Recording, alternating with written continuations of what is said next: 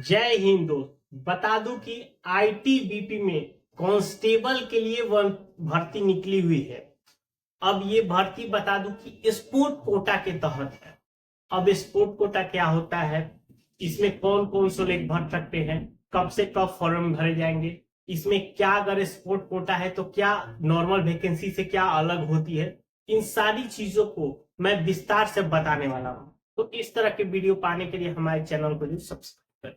देखिए, सबसे पहले बता दूं ITBP constable sport Kota. Sport Kota वो होता है जैसे जो भी लोग नेशनल लेवल में खेल से जुड़े हैं, जैसे कोई स्विमिंग करता है, कोई शूटिंग करता है, कोई एथलेटिक्स है, कोई साइकिल चलाने में है, माने किसी भी तरह से अगर खेल में अगर आपके पास नेशनल लेवल तक है, उसमें जैसे आप करते हैं तो क्या होता है, गोल्ड कोई जीता है, सिल्वर जीता है, ब्राउन जीता है, तो अगर इस तरह से कोई सी मेडल है, इससे रिलेटेड अगर कोई भी लोग हैं तो उनके लिए ये भर्ती है। ये बिना अगर किसी के पास खेल से संबंधित कोई डिग्री नहीं है तो वो इस फॉर्म में नहीं डाल सकता है। ऐसे जब नॉर्मली आईटीबीपी कांस्टेबल का जब वैकेंसी आएगा तब आप डाल सकते हैं, लेकिन ये सिर्फ स्पोर्ट कोटा के लिए ही।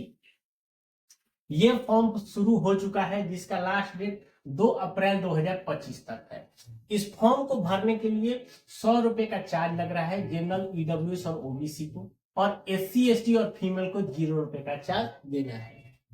इसमें टोटल पोस्ट आपका 133 है, जिसमें अलग अलग तरह के खेल से संबंधित है। जैसे यहाँ पे कुछ है, इसके अलावा भी है जो कि आप नोटिफिकेशन में जाके देख सकते हैं, लेकिन जो प्रमुख है, जैसे कोई एथलेटिक्स है वो है, कोई स्विमिंग करता है उससे रिलेटेड है, कोई शूटिंग में है, कोई बॉक्सिंग है, वेट लिफ्टिंग है वजन उठाने वाला, या कोई साइकिलिंग है। इसी तरह से अलग अलग खेल में अगर कोई सी भी खेल में अगर आपके पास नेशनल लेवल तक के है तो आप इस फॉर्म में, आपके लिए ये फॉर्म है। अब इसमें देखिए, बोलते हैं कि सर खेल है, लेकिन खेल के साथ साथ आपके पास कम से कम मिनिमम क्वालिफिकेशन आपका 10वीं पास होना चाहिए।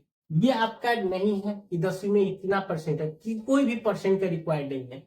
आप इंडिया के किसी भी स्टेट से, किसी भी बोर्ड से, अगर आप केवल सिंपल 10वीं पास है, अगर आप खेल में अच्छे हैं, आपके पास उस तरह के सर्टिफिकेट है, आप इस फॉर्म को डाल सकते हैं।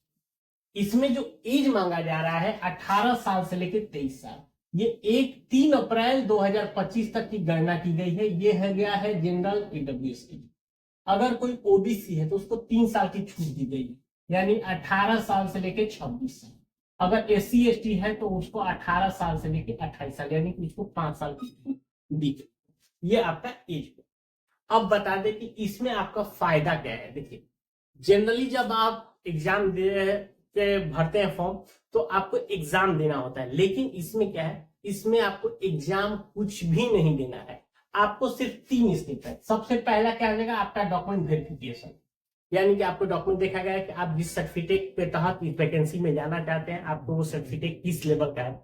यदि मान लीजिए कोई आपने मेडल जीता है, गोल्ड है, सिल्वर है, ब्राउन, सब उसी पे आपके नंबर्स को कैलकुलेट कर दिए जाएंगे। उसके बाद पीएसटी होगा। पीएसटी में केवल इसलिए कि आपका हाइट और चेस्ट, 2 ही चीजों को देखा जाएगा। उसके बाद आपका मेडिकल, आप मेडिकल फिट होने चाहिए।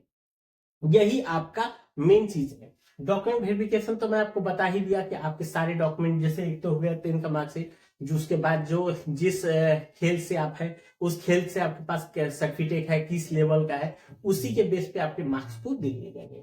अब देखिए पीएचटी, पीएचटी में क्या है, आपके केवल चीज क्या देखा जाएगा, हाइट देखी जाएगी। हाइट अगर मेल है 170 सेंटीमीटर होना चाहिए, ये कंपल्सरी है।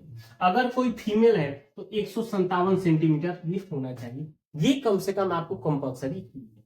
उसके बाद चेस्ट आपका नापा जाएगा, क्योंकि सेना में आपको है तो चेस्ट क्या रिक्वायरमेंट 80 से 85, यानी नॉर्मल कंडीशन में आपके 80, और जब आप चेस्ट को फुलाएंगे तो 85 आपका होना चाहिए। ये केवल मेल के कैंडिडेट में, फीमेल के लिए चेस्ट का रिक्वायर्ड नहीं है। यानी फीमेल अगर है तो उसको हाइट बस नाप लिया जाएगा, बस यही आपका सिलेक्शन प्रोसेस है। बाकी रही मेडिकल, तब मेडिकल कर सकते। इसमें जो आपको जो सैलरी दी जाएगी, देखिए 21,700 से लेके 69,100 तक ये आपकी सैलरी रहने वाली है। तो ये वैकेंसी मैं फिर से बता दूं कि जो लोग स्पोर्ट कोटा के लिए हैं, स्पोर्ट्स से उनके पास सर्टिफिकेट है, वो इस फॉर्म को जो डाल सकते हैं। आप इसके तहत आए सीआईएसएफ में कांस्टेबल की आपकी वैकेंसी। अगर इसके बावजूद भी आपको कोई और जानकारी चाहिए तो हमें नीचे कमेंट करके पूछ सकते हैं। मिलते हैं नए वीडियो में, तब तक के लिए।